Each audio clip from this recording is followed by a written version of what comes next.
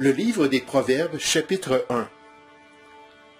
Proverbes de Salomon, fils de David, roi d'Israël.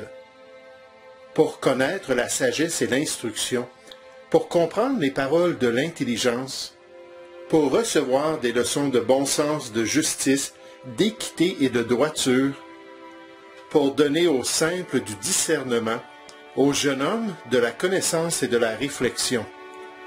Que le sage écoute, et il augmentera son savoir, et celui qui est intelligent acquérera de l'habileté. Pour saisir le sens d'un proverbe ou d'une énigme, des paroles des sages et de leurs sentences. La crainte de l'Éternel est le commencement de la science. Les insensés méprisent la sagesse et l'instruction. Écoute, mon fils, l'instruction de ton père, et ne rejette pas l'enseignement de ta mère. Car c'est une couronne de grâce pour ta tête et une parure pour ton cou. Mon fils, si des pécheurs veulent te séduire, ne te laisse pas gagner. S'ils disent, viens avec nous, dressons des embûches, versons du sang, tendons des pièges à celui qui repose en vain sur son innocence. Engloutissons-les tous vifs comme le séjour des morts, et tout entiers comme ceux qui descendent dans la fosse. Nous trouverons toutes sortes de biens précieux, nous remplirons de butin nos maisons.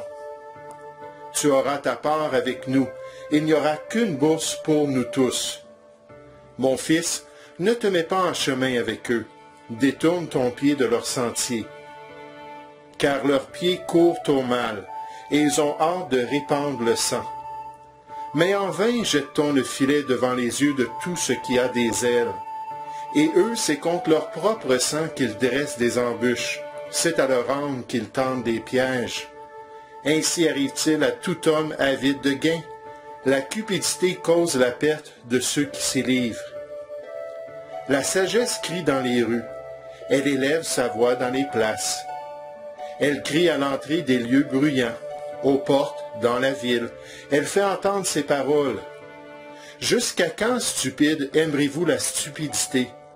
Jusqu'à quand les moqueurs se plairont-ils à la moquerie et les insensés haïront-ils la science?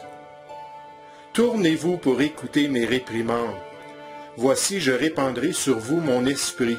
Je vous ferai connaître mes paroles.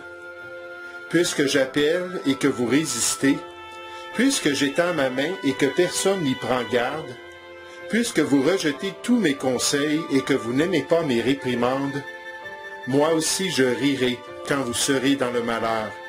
Je me moquerai quand la terreur vous saisira.